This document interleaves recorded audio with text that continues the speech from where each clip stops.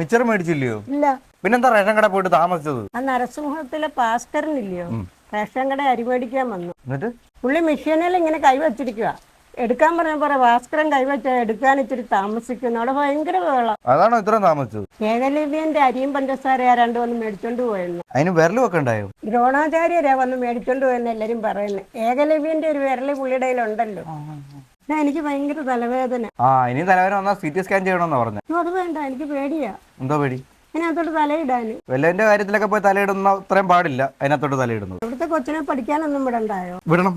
Course complete ചെയ്താൽ തന്നെ ജോലി കിട്ടുമെന്ന് ഉറപ്പുള്ള, ലക്ഷങ്ങൾ സാലറി വരുന്ന, നല്ല നിലയും വിലയുമുള്ള പൊസിഷനിൽ എത്തിച്ചേരാൻ പറ്റുന്ന കോഴ്സ് CMA ഇന്ത്യ.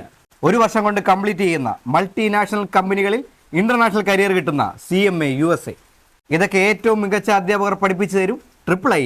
ഇത് മതി നമുക്ക്. വിളി, പെട്ടെന്ന് വിളി. കോൺടാക്ട് നമ്പർ താഴെ ഉണ്ട്, എല്ലാവർക്കും കൊടുക്ക്. അടിച്ചു കയറി വരട്ടെ.